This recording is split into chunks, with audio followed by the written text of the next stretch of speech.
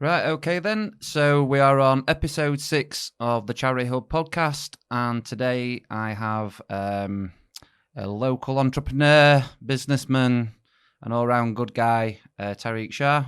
Welcome, Tariq. Hi, Clinton. Thank you for coming and doing this. We're going to quiz you a little bit about the business, about the area, and maybe your involvement in charities and organisations. But to start the podcast, if you'd want to tell us a little bit about yourself, where you've come from, schools, etc., so we know a little bit more about your background. So yeah, I was born and brought up in Doncaster. Went away for school a little bit. Went away for university. Ended up in Birmingham for university, and then I came back. The reason I came back to Doncaster is because I work in a family business, and we had the business here. And one of the things that's really driven me over the last 17 years since I came back to Doncaster is I genuinely believe that Doncaster is a great place. Everywhere I go, we've got a sweepstake among my friends, and it's all about how many seconds it's going to take me to say Doncaster when I speak anywhere outside of Doncaster. Nobody's won it yet because nobody guessed quite so short. It's usually about word 3. And I'm really passionate about Doncaster as a place to come back to, but I don't think I could have got the work that I wanted here. I couldn't have come back and done what I want to do if it wasn't for coming back to a family business. And so my drive and my passion is about how do we make sure that for young people that grow up in Doncaster, that are brought up here, that go away, or that maybe don't go away, that there's opportunities here for them. That those that go away, that they can come back and they can find great opportunities here.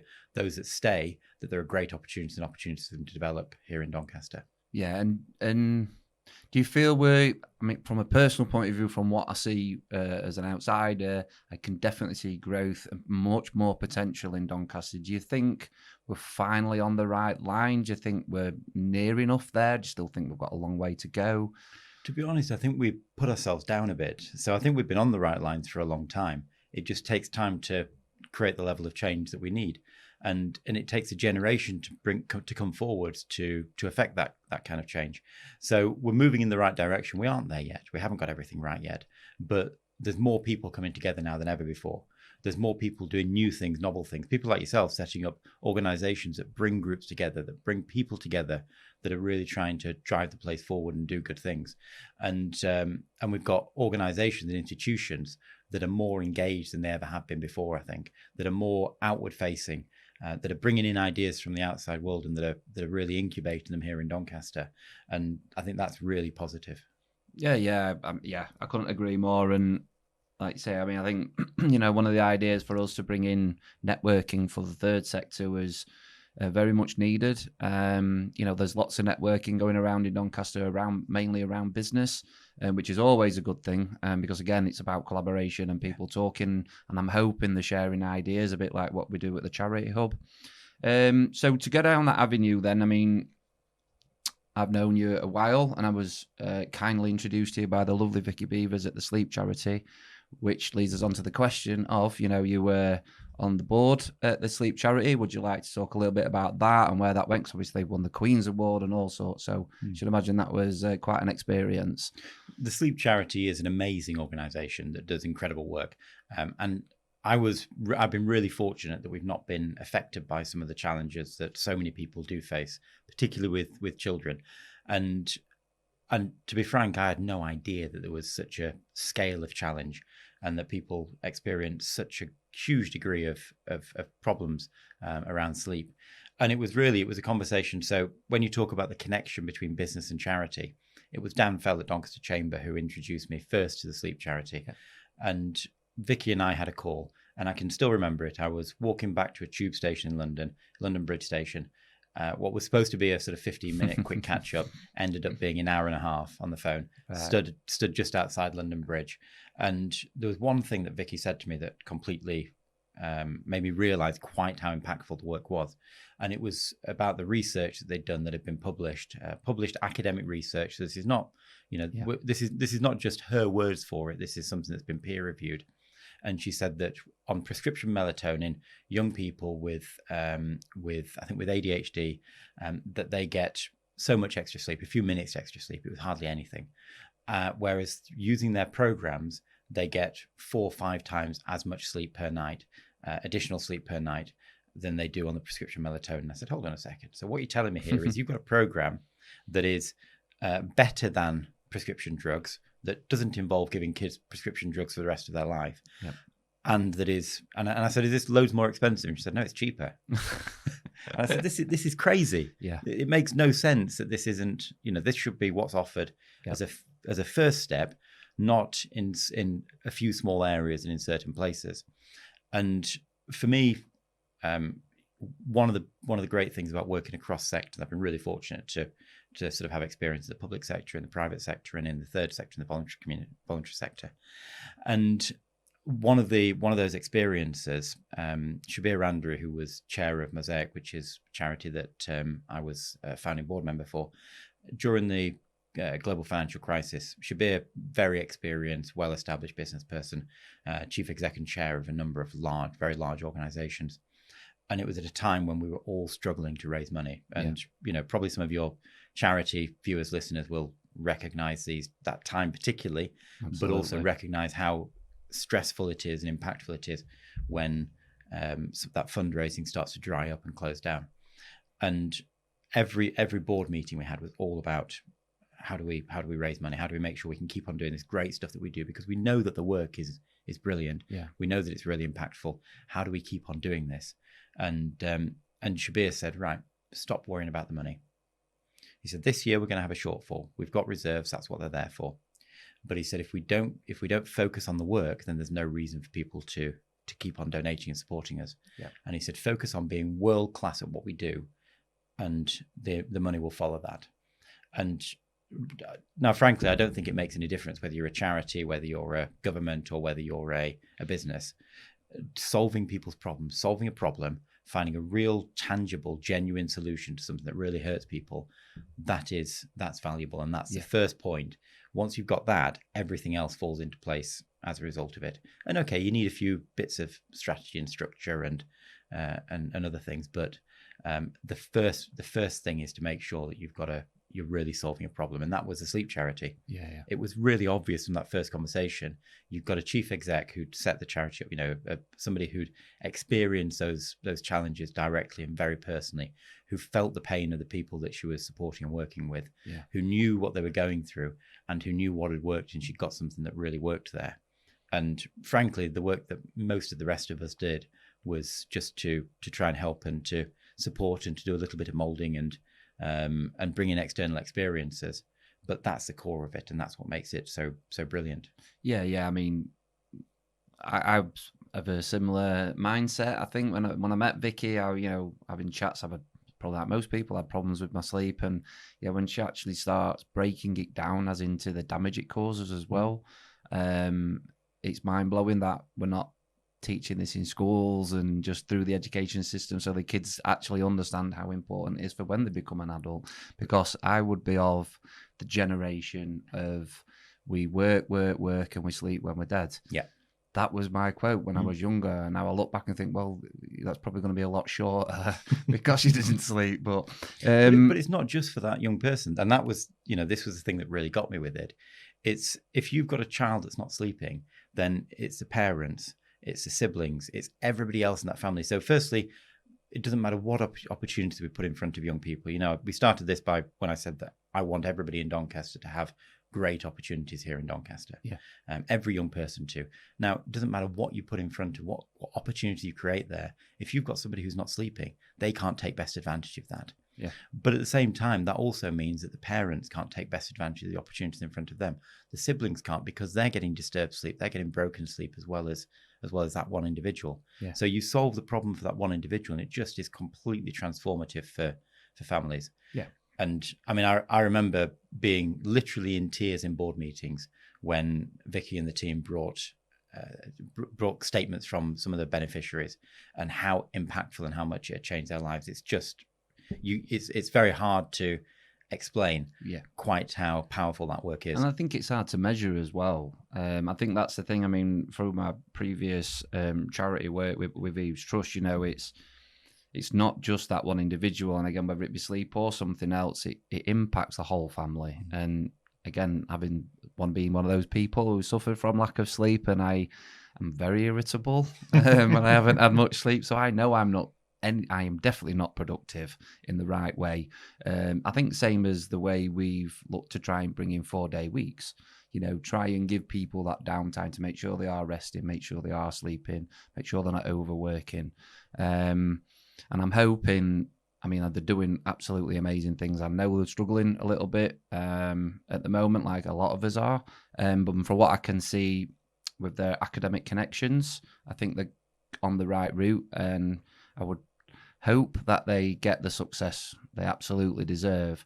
One of the things you mentioned there was Mosaic, which I've had a personal conversation with you around, but in fact, I'm just going to give you the microphone and sort of let you explain it, because I'm not going to be able to do it any justice, really. So let us know what Mosaic is and how it came about and what it does. So there's a story to this one.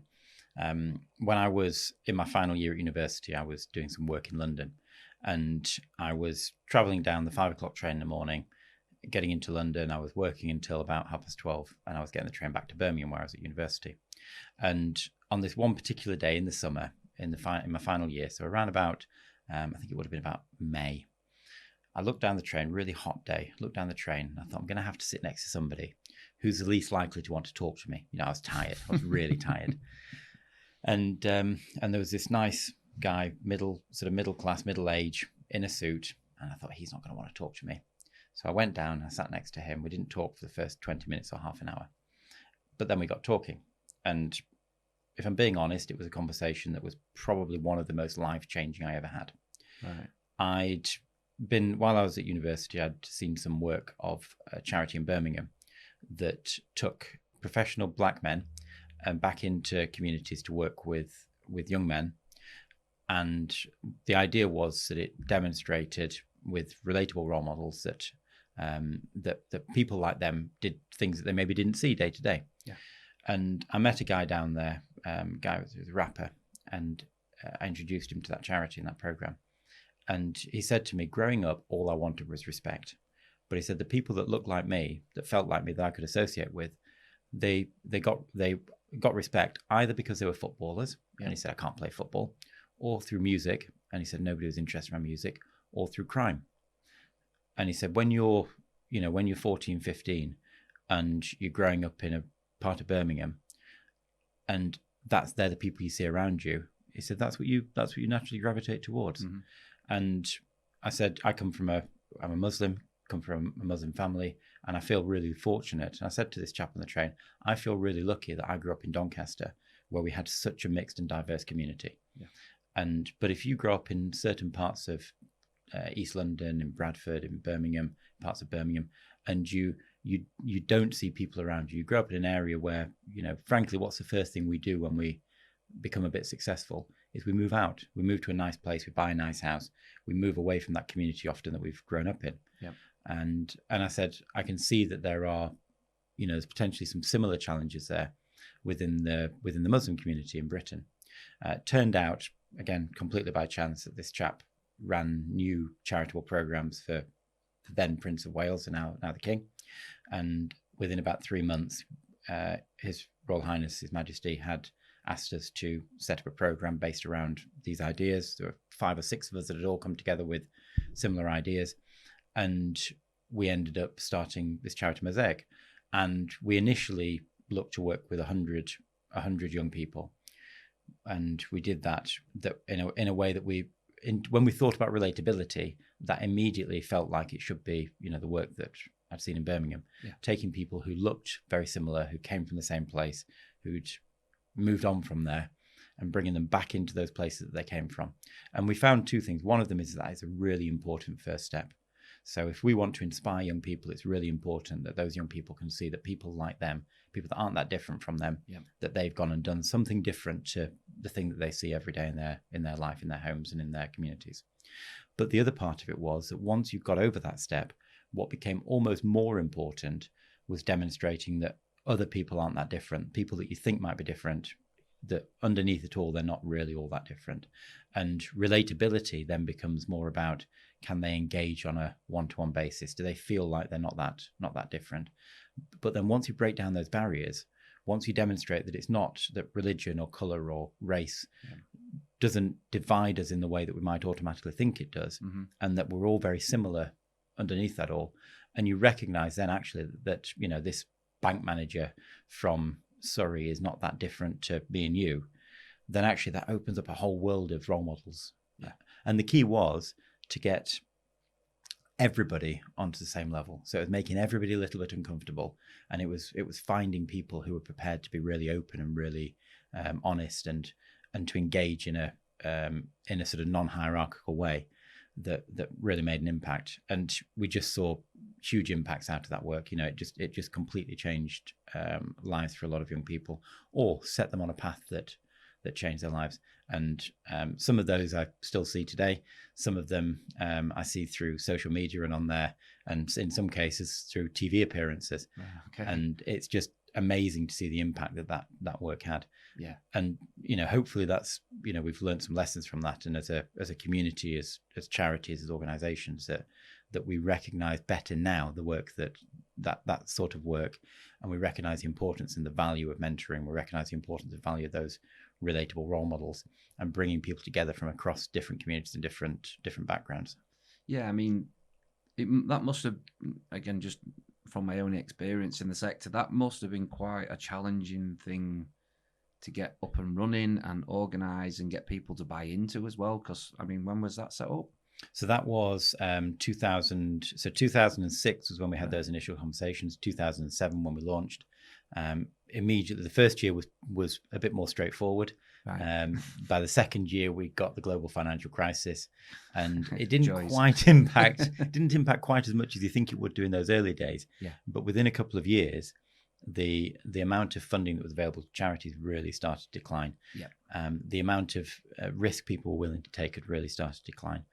But actually, we were at that. I think it came at the right point. It was at a point when government, when society had sort of realised that we needed to do something about increasing levels of separation, of segregation, that we need to do more to bring people together. Yeah. And that work to demonstrate and understand that actually we're not that different was really important at that particular time. Yeah, exactly. That's one of the biggest things. I mean, again, I could say that from a personal point of view. I was born and raised in Doncaster myself, and never was meant to aspire to anything. But again, I think when you can see those people who or have come from where you come from, or grown up in the areas you grow up, can actually be successful and aren't restricted in lines of work and the things you can do and can't do. And I think we need to keep pushing that. I think more so now, because the younger generation are changing things in the world in, I think, a bigger way than we're probably ever going to see, especially on personal connections and mental health and all the rest of it. So who do you think, or how do you think we maybe keep that going in the area, to keep people like yourself and other people who make sure they either come back to the area or they come and they speak to the students directly and not just sort of take it for granted that they know that anyway? Do you think we still need to keep working on that? Do you think we've got the right people in Doncaster to help push us where we need to go on this new city status? I think we've got great people in Doncaster, and I see and I meet every single day people who are doing incredible work, who are really committed, really passionate. But I don't think it's just about what we do in Doncaster. One of the things that's probably different now to in 2006 is the level of connection we've got, the level of connectivity we've got. We can communicate with people all over the world at the drop of a hat, in a heartbeat, without having to really think about it. Yeah. This podcast, in a way that we couldn't have done in 2006, can reach people in all sorts of different places. Yeah. And both, so we can talk to people in Doncaster, but we can also talk outside. But that also means that people from Doncaster can talk within Doncaster. But it's also really important that we look outside as well. And I think one of the ways that we can develop and we can really grow and we can support our young people is not to be restricted to what's available here and what do we have here, but to really think about how do we look outside of Doncaster, how do we look outside of the UK even, for where are the best ideas, where are the best things happening, and how can we bring them in here, and how can we take, if we think about it as innovation, if we and I take a lot of concepts that we use in business and apply them to other other areas that I work in. Mm-hmm. And if we think about this as an innovation funnel, what do we want really? We want the biggest number of ideas coming in at this end of the funnel. And then you need some kind of sort of filtering processes to work out which ones work and to try and pick out the best ones and really incubate those and take them forward. Yeah. But actually the first thing you want is loads of ideas coming in at this end, and you want to open that up to as many different places and people as you possibly can, and get those ideas turning round in this melting pot that is Doncaster. Yeah. And create new opportunities to innovate in here. And so out of 1,000 ideas, maybe only 2 or 3 of those will come to something. But just being open to the outside world, I think, is really powerful and really important. Absolutely. So I'm just going to probably step back a little bit, just because I want to touch on not just yours, but influence that your father and the business brought to you, as in helping the charity sector. So we've got on here, I've got some information here about the AHS Foundation, which was set up in 2005 following an earthquake in Azad, Kashmir. Is that correct? Yes. Good pronounced. Well done, Clinton. Would you like to just, talk a little bit about that and what your dad did there and how that was set up and sort of what lessons and impact that had to you as an individual? So this was one of the early sort of charities that I was involved in or saw really starting out. And frankly, I don't think any of us really, you talk about inflection points or points of change. And we were literally, I was away at university. Mum and dad were sat in the living room, and dad got a call, and he looked back at the TV, realized what had happened. So my dad's family came from Pakistan, but didn't come from Azad Kashmir. But he saw what's happened there. He traveled there a lot, and he felt a personal connection to it. Mm-hmm. And without really, he sort of told us he was going, but didn't really say much more than that. And he got up, got a flight, got on a plane, and went over there and decided he could do something that other people didn't do. And he got basic supplies, the first stuff that you need after a natural disaster. It was a time of Ramzan, which is a time when Muslims fast. So for the people there, they started their fast in the morning. They didn't get to finish their fast in the evening. And people who'd survived was because they'd lost their food. The buildings had collapsed.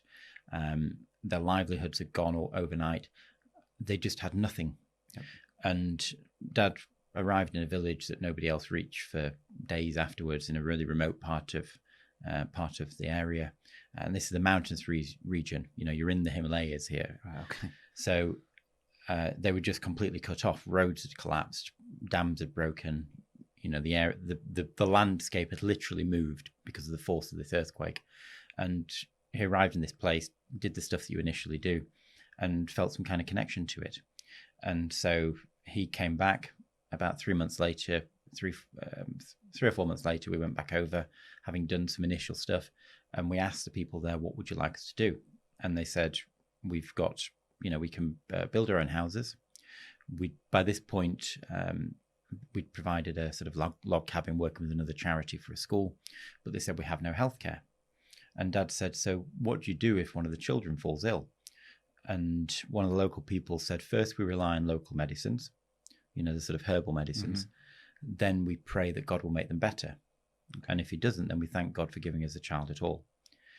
Wow. And we felt that just wasn't, Dad said that's just not good enough.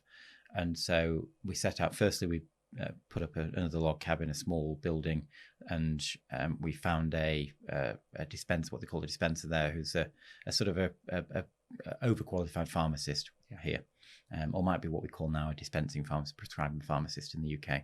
And we provided the most basic form of any kind of healthcare. Over the next few years, we gave some money, we raised some money, and we built a permanent structure there, which is still there now. That structure provides a base for medical care, so both for visiting doctors and also for a permanent facility that's based there. It provides the only healthcare for the people of the region, I think about 20,000 people, only primary healthcare service. Wow. And we've treated over 100,000 people over the course of that time. And it's life-changing for them. Yeah. People, the first time I went there, the day before, somebody had died of sickness and diarrhea, and this is the kind of thing that we treat there now. Yeah. That just, and you talk about opportunities, we talk about opening people's eyes up to things. If you don't know that your children are going to survive a bout of sickness and diarrhea, then how on earth can you make plans for any longer term than that? Yeah. And so it's just been the most amazing thing to see grow, and the impact it's had, and the way it's changed the lives of people in that place. They have all the challenges that other small villages in places that don't have a great amount of economic development have. They've got younger people are leaving the area, which leaves older people there. Yeah. They've got challenges around the terrain, around accessibility, around access to connectivity and communications. But we're only solving one little bit of the problems that they have there. Yeah. But it's one of the most fundamental things that you can possibly fix. Yeah, I mean that must have had a huge influence on how you saw the world, how you help other people. I mean, obviously your dad had some sort of connection with the country and stuff, but obviously he wasn't from that area or anything like that, and just to hop on a plane and just go sort it. How has that impacted you in your sort of personal growth, I would say? Because obviously we usually aspire to be like our mums and dads. So, you've had a very good role model, shall I say, to lead the way. So how would you say that's impacted your perspective on how you need to help with charities in the third sector? I mean, you pick up something really important there, and it's about that role modeling. And that sort of, when I say that nothing I've done is particularly spectacular or special, I think, and it's because of that, because all I did really, I've fallen into the sort of thing that it was just what you did. But I think also what it demonstrated is that we're not that different. So for mum and dad, actually, it was never really about whether people were like us or different to us. They were just people. Yep. And it didn't matter where they came from or who they were or where in the world they were. There's more that connects us than there is that divides us. And yes, we ended up in Pakistan because of the family connections there, but it was more because actually the reason Dad felt he could do something was because he knew the place more broadly. He didn't know the place that he went to, but he knew the country. He spoke the language, which gave him some advantages in terms of being able to get in there and help, and he understood something about the culture and something about the places. And so that which is important. Yeah, that physical knowledge, that technical knowledge is really important, but that's only one part of it. Yeah. And actually, once you get beyond that physical and technical knowledge, the fact that they were people who came from a different village or a different area to any of us didn't particularly matter. It was never even a conversation. Whether they were of same or different religions didn't particularly matter. We're all human, and we all have more stuff that brings us together than that takes us apart. Yep. And I think it's really easy to forget that. And that has been a guiding force. When we talk about the work that we did at Mosaic, that was one of the guiding forces, is that actually we have so much more that brings us together. When I talked about relatable role models, those role models don't necessarily have to be like us in order to be relatable. The people that we work with, the people that we support, don't necessarily have to be like us. Even when I talk about Doncaster, I am hugely passionate about Doncaster, but actually only because this is my place, and there's a whole load of other places that need exactly the same work, and there's people in them that are doing that work. It doesn't make those places less important. It's just that all that change that we make always has to be place focused in some way or another. Yeah. And so it's that idea of bringing things together, but it's also, and I think across the experiences I've been really fortunate to have, one of the things so you said to me, you asked earlier about Mosaic when we set that up as well, and you said it must have been really difficult to set it up. Actually, one of the things that all of these things taught me was that I think we put barriers in place. We institutionalize, we can't do that because of, we've got to get through these institutions. Actually, institutions don't exist. Structures don't exist. They're all things. They're all people. And they're barriers that people create, and they're regulations that people create. And in order to create real change, you've sort of got to ignore those to a degree. Mm-hmm. And that's what, all of these great role models, all of these inspiring people that I've been around, that's what, in all sorts of worlds, that's what they do. They see a problem, and they don't allow the institutions and the structures and the problems around it to stop them. Yeah. They just sort of ignore them. And sometimes you might say that's, in some cases, particularly when you're new and you're starting out, it's because you don't know any better. And if you don't know any better, then those barriers can't exist for you. But in a lot of cases, it's making a conscious decision that actually we're going to almost ignore those barriers. We're going to find ways around them. And Dad did that with the AHS Foundation. Mum did that with the AHS Foundation and with a range of other charities that they supported and, that were sort of being born and supported and grown in the living room of the house as we were growing up. But then also I saw people like John O'Brien, who was a guy I met on the train, Julia Cleverdon, who at the time was Chief Executive of Business in the Community, who was incredibly supportive in setting up Mosaic, and many, many others who just didn't see the barriers there, didn't see the structures and the institutions that prevented them from doing something, and just went out and started something and did it. Yeah. So do you think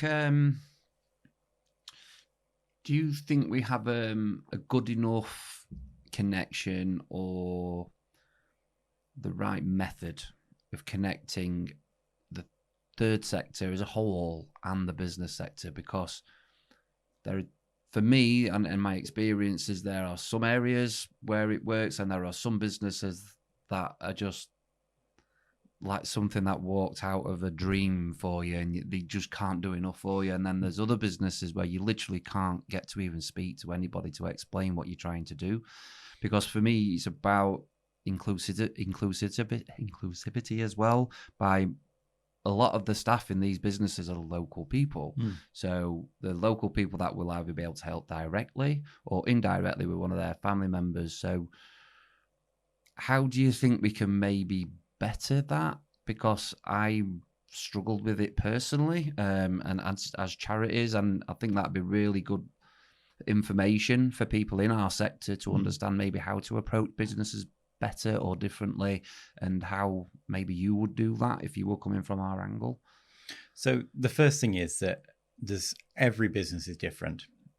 So I think there's some organizations, not because of the organization, but because of the individuals in it, that will not engage. And that's just part of life. We're all on a different point in that journey. But I think to broaden that engagement, what we can look to do is broaden that engagement. The first thing is to remember that businesses are made up, they're groups of individuals, the same as charities, the same as the public sector, that they're groups of people that come together for a particular aim. So then the first thing is actually, who are our champions in those businesses? So with Mosaic, we worked really closely with a number of large corporates, and they were really supportive over the years, from being early donors, organizations like private equity funds in London, like large property businesses down there. Criterion Capital was one of our really funders, who not just funded but also helped to develop, because there was a personal connection there for the founder, the owner, who saw a particular issue around primary schools and primary school age girls, and supporting those young girls into better outcomes. And so he not only took a personal interest in funding, but also took a personal interest in supporting the development of one of our primary school program. Right. And I think that finding the individuals, finding your champions in those organizations is really important, and really investing in those. I think the second thing is about mutuality. So it can't just be a one-way relationship. We're coming to you and saying we'd like you to give us some money. And actually, I think it's a really shallow relationship if it's give us some money and we'll give you some advertising. And so I think more charities, the charities I've worked with that have done well, what they've always done is tried to demonstrate an investment opportunity. So if you think about the way we in business think, we're used to spending money. We go out and we'll spend large sums of money on machinery or plant or equipment or buildings or land or whatever it is in our specific business. But what we're looking for is a return on that. So if we speak in a language that those business people understand, that people within business understand, and say, here's the long-term outcome we're looking for, here's the output, here's the investment we need in order to achieve that, and here's where the benefits are if we achieve that. And some of those benefits need to be, we need to look at those benefits in different ways. So they might be social benefits, they might be benefits to the business, there might be benefits to the individuals within the business. And I think that's part of understanding. So understanding who your supporters are, having that supporter relationship management and that donor management really well understood, and actually understanding who you're talking to here. I think there's different businesses will be at different places on that journey, but there'll be some that will be looking for direct benefit to the business. There'll be others that are looking for pure social benefit. But in every way, whichever way we think of it, every time we go into one of these relationships, the other party wants to achieve something out of that.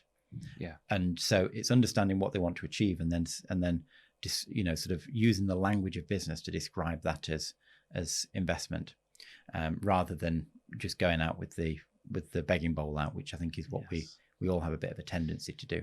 Yeah, and that was one of my things, trying to break that stigma around charities, because at Each Trust, I refuse to I'm not saying it's a bad thing, I'm not judging people, by the way. I didn't feel right having people stood in front of a shop rattling tubs at people walking through a door, because it personally makes me feel uncomfortable, because it's usually with an open question of, can you help, or would you like to make a donation? I would absolutely love to, but you have to draw a line of, you've got your own finances, and I'm helping lots of other people, and they don't know that, but you've got that guilt all of a sudden. Even though I've done nothing wrong, I feel guilty that I'm not helping that individual. So yeah, I don't particularly like that strategy. There's a place for it. There's better ways to engage.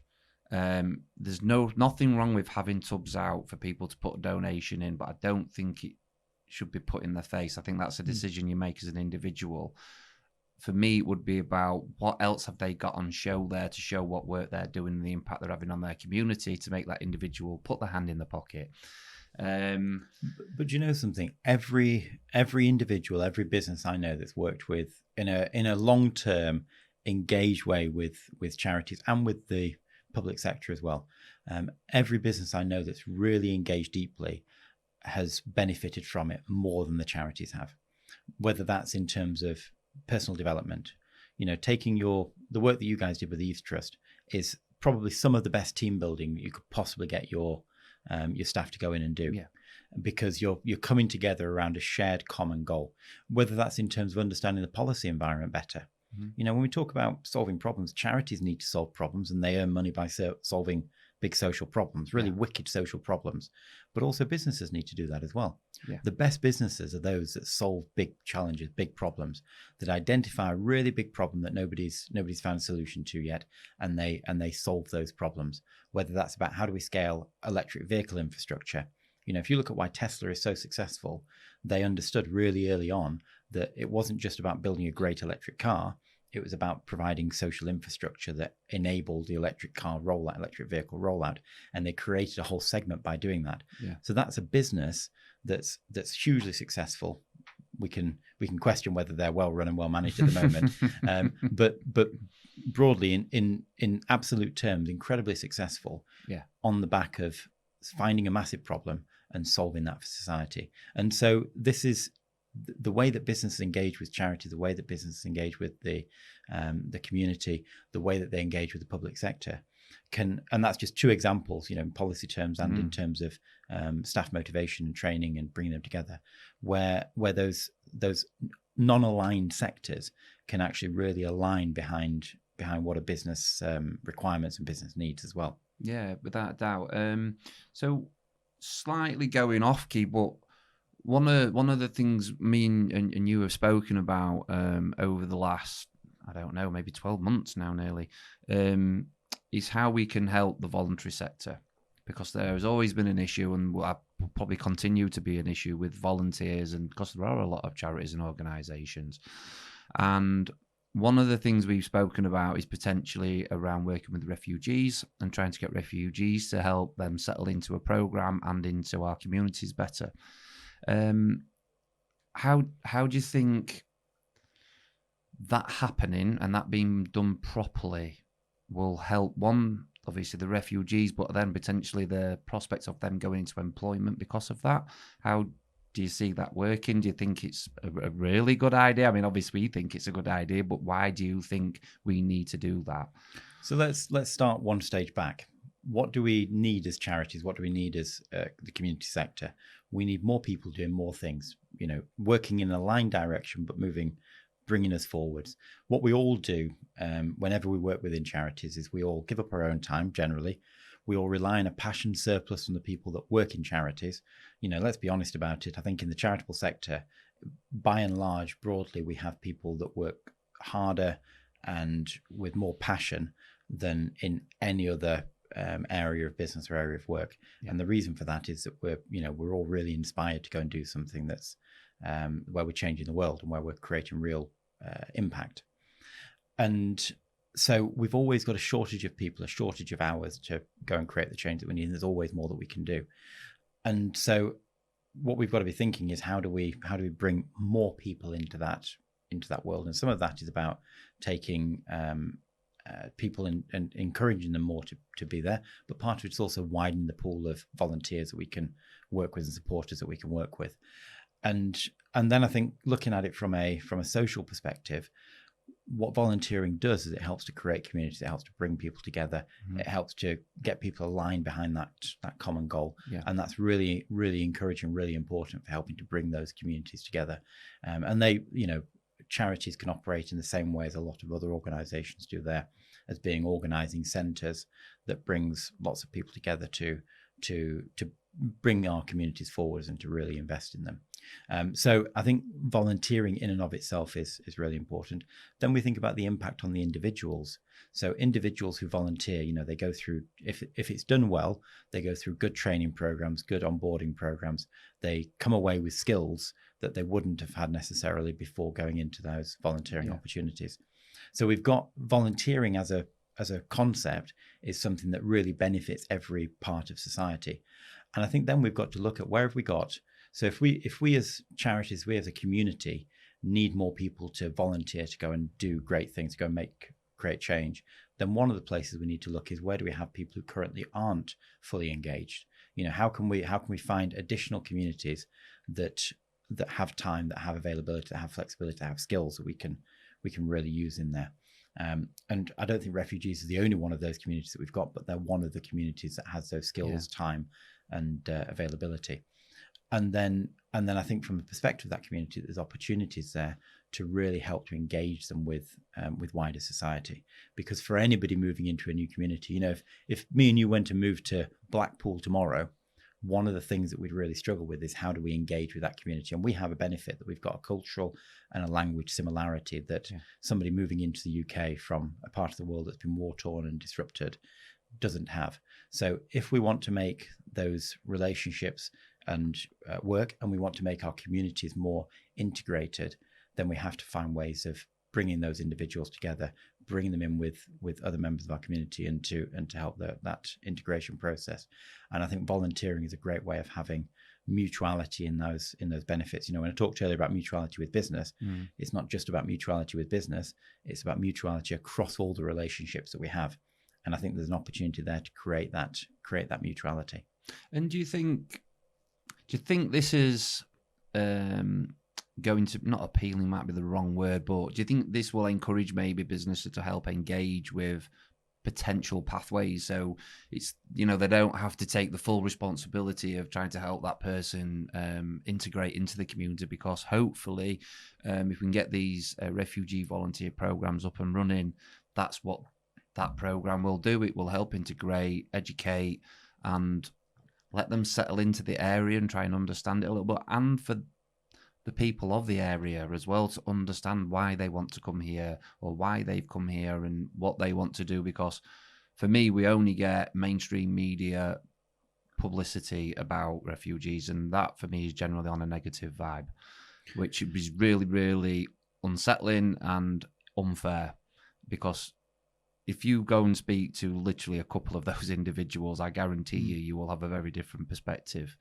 So is this a pathway, do you think, businesses will want to get involved in? Do you think it's a little bit dodgy because, again, they don't want to upset their staff because, again, there's such negativity around refugees? How do you think the business side comes together with us on this one? So let's take it as two issues. So I think the first one here is, why do we have this feeling that we are such a divided society? What's changed over the last few years that's, I suppose, driven that level of division? And the standard of debate that we have in this country, and not just in this country, actually around the world, about mobile populations, about populations that move, that are escaping something different.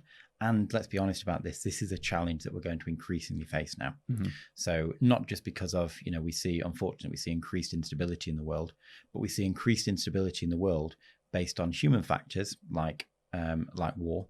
Yep. But we also see things like potential water wars coming up in Ethiopia and Egypt. We see the effects of climate change impacting on people in the Sahel region.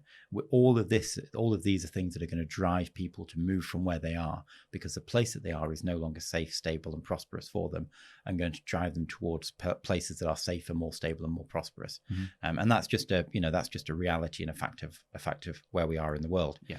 And there's a whole load of things that we can do to combat the underlying causes of those, and we should do to combat the underlying causes of those. But we're probably not going to do that quick enough in order to prevent an increasing and a growing crisis of people moving around the world. So I think in that environment, we've got to ask, why do we have such a negative conversation about this? I think part of it is that we're not prepared to have some of the brave conversations that we need to have. And I think part of it is because it's easy for politicians and for individuals who don't have big ideas about how we make our places better, to use dog whistle politics and blame the people who are the most disadvantaged in the world for the challenges that we all face. Yeah. And I think if we're being honest about it, I'm not sure that, I look around in Doncaster and I look at and I think, are we better off, and do we feel better off? Probably two different questions. But do we feel as though we are better off than we were 10, 15, 20 years ago? And I think for a lot of our communities, the answer to that is no. And for me, the solution isn't to look at how do we blame somebody else, how do we blame others. Yeah. It's to say, how do we make those places better places in the next 10, 15, 20 years and solve some of the challenges that we failed to do over the last generation. Yeah. But we've got to be really honest and say we are to blame for that. Mm-hmm. We're to blame for those changes not coming through. We're to blame that we've got an increasingly divided society, and the blame doesn't lie on other people coming in from the outside solely. So firstly, I think the first part about that is actually that I don't agree with this sort of very negative politics and very negative conversation around negative discourse around some of the most marginalized communities in the world. But taking that to one side, is volunteering a sensible and reasonable route towards better integration? Is it a sensible and reasonable route towards jobs, towards improving business, improving our communities? I think absolutely it is. So all the evidence we see is that volunteering has positive impacts. It's got positive impacts for those individuals, but also for businesses that are wanting to attract new staff. We all have challenges around attracting great quality staff and retaining them. For businesses that are wanting to do that, volunteering can be a really powerful pathway into employment, because it can demonstrate, without having the training costs, without having the onboarding costs, and without having the risk of failure for an individual. If you've got no work experience or history, then there's a really high risk of failure in job roles. Yeah. So without having all of those risks, businesses can take on people with more confidence that they're going to succeed in the role. And even just the simple things like starting to build up understanding of culture if you're not from here. And when I say not from here, that could be not from Doncaster as much as it could be not from the UK. Yeah. Starting to build up those understandings of culture, trying to create shared language, not necessarily again English, but a shared dictionary, a shared vocabulary that helps people to integrate into new workplaces, understanding how to work together in teams and work with people. And all of these skills, you could take all of these skills and you could say, actually, we're going to encourage volunteering among 14 to 16-year-olds, because you've got the same sort of challenges. How many times do we hear, young people don't come to the workplace with work ready? Well, how do we expect them to come to the workplace work ready if they've never been in the workplace? Yeah. That's ridiculous. Yeah. Which is a lot of the work that we did with Mosaic, was helping young people feel like they were ready for work, engaging them with other business people, with people that were in the workplace, and helping them to create a shared language, a shared diction, a shared understanding of how you behave and how you go into a workplace. So I think it's got the potential to be really powerful. Yeah. And I think that's true for refugee communities, but I also think it's true for a whole range of other communities as well. And all of this work, everything that we do, actually, we focus as charities, as community groups, as businesses, we focus on one particular, I'll call them a customer group. And customers could be volunteers, they could be stakeholders, they could be people who benefit from our services. But we focus on one particular customer group.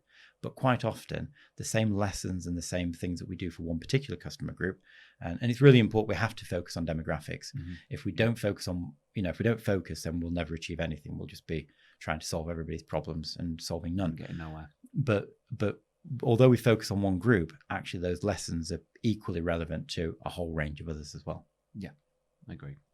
Right. Okay. So how? So as you're part of your leadership at the sleep charity, your business with Mosaic, how do you think organisations like Mosaic have influenced your success and growth? Because obviously you will become very successful in your own right as a businessman, but I'm guessing some of the things you learn again by your dad and then the sleep charity and others have maybe moulded some of those skills. And how would you say that the charitable sector has impacted your business perspective? So this it's an interesting one, because we quite often hear, when you see trustee adverts, charity looking for a trustee, business expertise. We want to bring business experience into the charitable sector. And what nobody ever really thinks about and talks about is bringing charitable experience into the business sector. But the reality is, as you move across different sectors, we find an awful lot of similarities. So if we look at all the charities that I've ever worked with, some of the challenges around plurality, diversity of income streams have been really important, around creating structures, around developing strategies, around creating operational plans. All of these are things that we do in business, and they work exactly the same in the charitable sector and actually in the public sector as well. Yeah, they're all the same skills that we utilize. And I think that in terms of transforming business from as a result of experiences in charities and actually as a result of experience in the public sector, we take a whole load of skills and experiences and we bring them back into the business. So if I think about the business that we run today, it is very different to the one that we ran 17 years ago when I first came back from university and started work. And it's different because I think we recognize that integration between the different areas of work that we do as individuals and how the business can impact on those. So we as a business, we don't look at ourselves now as being there as a purely profit-making center, which I think was the sort of 1980s, 1990s way of looking at business. Yeah. We're there to create impact. And actually, as a result of creating that impact, profitability follows that creation of impact. And it's not an automatic thing. So we still have to do all the things you've got to do well in business. We've got to manage cash flows, we've got to manage costs, we've got to maximize revenues. We have to have a strategy and we've got to be really focused around what we're doing. So it doesn't change any of that. But what it does mean is that we look at the way we do business in a slightly different way. We have a better understanding of the policy environment, of the environment that our customers find themselves working in, of the range of customers that we need to work with. And we think more holistically as a business as a result of those experiences that we've had working with charities and working with the public sector. Yeah. So I think we often think, how do we take business acumen and business skills there? But there's also an awful lot of taking skills out of the charitable sector, taking skills out of the public sector, and bringing them back into business. And actually, if you look at all of the research, what the research tells us is that if we engage, we talk about stakeholder engagement, talking to communities, talking to customers, talking to people that are engaged in our business. There's multiple ways and multiple levels of doing that. Yeah. And there's sort of a minimum level that we have to do as a regulatory requirement. If we apply for a planning permission, for example, a big part of what we do, if we apply for planning permission, we have to go out and do a level of community engagement. But generally, you can tick a box that you've done that. But those businesses that exceed that minimum level, those that just match that minimum level, there's no difference in performance from average. Yeah. Those that exceed that minimum level of engagement, it's demonstrable that they financially perform better, as well as having greater impact as well. Those businesses that are impact focused, there's demonstrable evidence that employees and staff are more engaged, that they stay longer, that they feel part of a journey, part of something bigger. Yeah. And that's really powerful and really important. We talked about the passion surplus of people working and volunteering within the charitable sector. Actually, if our commercial sector, if our business sector took that attitude, had a real impact focused approach, then imagine the additional productivity we can gain from having that greater passion about, what we're achieving and what we're doing. Yeah. Oh yes, Tariq. So, well, so obviously, you now have a lot of experience in sort of both sectors. How have you learned to maybe pass on some of those skills? Because again, we've had private conversations where you've advised me. Is there anything out there, sort of maybe advice-wise, that you would give to somebody starting out with a new charitable organisation? It could be a business, but obviously we're looking at charities, on how they would approach that, i.e. mentorships and support and help, because that's the one thing I definitely fell down on the first time. So what would your advice be on the approach of maybe setting something up, or if something's looking to put some stability into a charity they already run in? So I think the first thing is have big ideas and communicate those well. So in order to attract people to come and support you and mentor you and share their experience, I think the first thing you sort of need is to have a big goal, a big idea, and then you need to be able to explain that to people. So the first thing I'd do if I was setting up a new charity is to, in my own head and in my own, maybe on paper, is to create that sort of elevator pitch. And it doesn't have to be brilliant, and you don't have to be the best communicator or public speaker in the world, but just to be able to sit down with somebody and say, hey, here's my big idea. Here's how we're going to change the world. It excites, everybody gets excited by that. Everybody wants to change the world in some way or another. So whether it's a business or whether it's a charity, I've got a big idea. I've got a way to change the world. Let's go out and do this. And then you sort of get to the point where people want to support and help you anyway. And then reach out and ask people. And not, there are people that are less open to that. But in most cases, particularly people who are philanthropic, who are, socially minded, they will welcome and they'll be open to helping, even if it's just having an initial conversation to help how you go through that process and get set up and get started.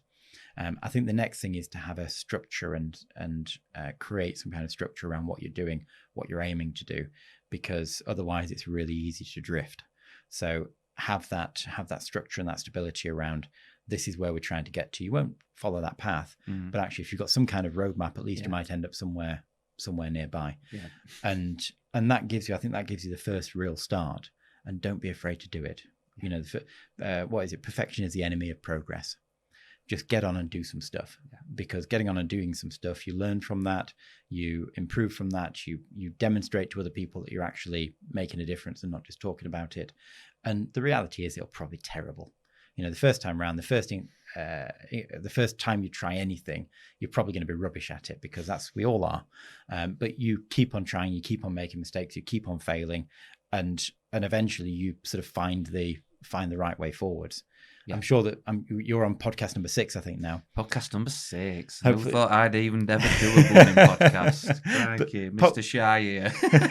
Podcast number 6 is going to be terrible because the guest's awful. But I don't know about that. Podcast number 7 will be much better than podcast number 1. But you'd never get to number 7 if you don't start with number 1. Oh yeah, I totally agree. I mean, the Charity Hub as a whole, was originally brought as an idea mainly around networking and just trying to help collaboration, and we are absolutely not on just that path anymore. We've gone down several others, we're maybe going totally a different way to where we were going, but that initial start, you got to be brave, definitely. And that's again the same in business. I've been a business owner myself, not particularly massively successful, but I've owned a business and I understand that, and you do have to make some really, really big and bold decisions sometimes, but having the conversations with the right people, and personally from me taking and getting that advice from people like yourself who've been in business for a long time, who can help us understand structure better, because there isn't massive amounts of structure in the third sector, as in guidance of this is how it goes. It's sort of jump in and let's see how it works out. And I'm hoping we can sort of work with that and bring some more structure to the sector. All of the skills that we use in business, and there's loads of free resources out there that, you use LinkedIn training. You've got Spotify training now. Spotify have got their own training platform now. Just on Google, there's loads of great resources, academic resource. You can access academic papers about leadership and about business, about management. Harvard Business Review have got a great podcast series, as well as the Harvard Business Review itself in the app or online. And all of these things, okay, they're designed around businesses, but actually, if you take the skills that they teach, if you take the things that they're sharing, it's no different. Transferable. It's all transferable. Yeah. Yeah, without a doubt. So I put it holistic community support. So Vigo Group's charitable efforts span healthcare, education, housing. How do the diverse initiatives collectively contribute to the company's vision of how community development will help and making a sustainable impact? So I think the first thing to say is that we're a family business, which means that we probably think in a different way to a sort of a shareholder, independent shareholder-owned business. So if you're a listed company or you're reporting to external shareholders, most of the time, at the very best, you can look at your annual results, but a lot of the time you're having to focus on your next quarter's results. For us, we're not focused on the next quarter's results or the next year's results. We're focused on the next generation's results, which means that we can take a much longer term view of our investments and how we create change. And if I want to have the most impact on our long-term investments, the way to do that is not to invest inside the individual investment or the individual business. It's to ensure that we have an environment that is more conducive to growth and to business and to doing well. And to create that environment that's more conducive to growth, then there's certain structures and factors that we need to have in place. So as much as we can say that what we do in terms of creating impact is philanthropic, it's not just philanthropic. It's the right thing for our business. It's the right commercial thing to do in the longer term. Yeah. And in the same way as we talked about, looking at giving to charities or supporting charities as an investment, we look at all of this from an investment perspective. How do we make our places better? How do we bring everybody up with us alongside us in order to make sure that over the long term, the medium term to long term, that we can create a better investment environment for us to work in. And so yes, we think we work across a range of sectors, but all of those sectors we're working on transformation. It's transformational real estate is what we do at the heart of our business, and we're looking to be policy led and policy compliant. So we look to be the leaders of in policy. So we're constantly thinking about what do we need to do in order to have more impact. What does the policy environment need to have in order to impact change more significantly than it already does? How can we drive improvements in our communities, in our places? Mm-hmm. And so we're leading on policy, but we're also trying to understand where do our communities, where do our politicians, where do our local leaders, where do they want to see our places go, and how can we align alongside that policy? So things like levelling up at central government level, understanding things like healthcare policy and how we can support that transition of in healthcare. We've seen some incredible stuff from Barnsley actually recently. Health on the High Street, their Health on the High Street program, which has really been a pilot that's really led the CDC programs around the UK. And taking a look at those, understanding those, and then looking at where our business can sit within those and how we can make sure we're aligned to helping deliver on some of those really big goals. Yeah. Right. So I'm going to make this a little bit easier now. We can go past all the serious stuff. So now we're coming towards the end of the podcast, which I know you're going to be gutted about. So we're going to move on to, in fact, I'm going to do John's question, who was our last guest on the podcast. So John runs, or he's set up women's, girls and ladies football driven CIC, because where he is over Kirklees ways, there's literally seems to be nothing, especially for female participation. So he has a thing called 3v3, which is an air barriered pitch, so it makes it more interactive. You can get everybody involved. So John's question, which is probably a bit complicated considering you don't really know his background, is can you think of any members of the community that would benefit more from physical activity? And because we know physical activity benefits our community in so many ways. And this is open. Literally, this can be used for any part of our community. So what parts of our community do you think we should maybe have a little bit more focus on that might benefit the most from physical activity. So I'm really glad, because I thought for a second there you were going to ask me a football question. And this was going to be a very short answer. Yeah, I've learned not to do that. So, I mean, we could approach that from a whole range of different ways. I think if you look at the most marginalized communities in our society as a whole, they tend to be less physically active. You know, there's a whole load of research and evidence around that. And there's also a whole load of organizations that are set up to try and solve some of those challenges. But I'm going to go a bit off the wall, actually, and thinking about how do we engage business in the charitable sector more. There's an awful lot of people who are really engaged, really busy in their businesses, who don't find the time, don't prioritize physical activity.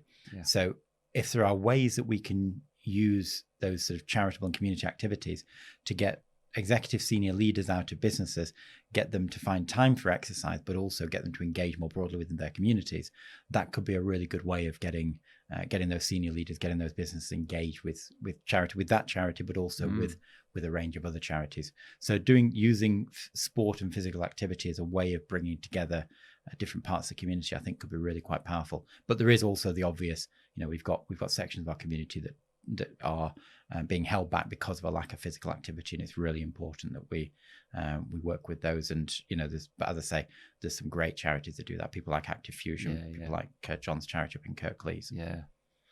Right. Okay. Biggest question of the day: favorite cheese or meal? Gets really deep now.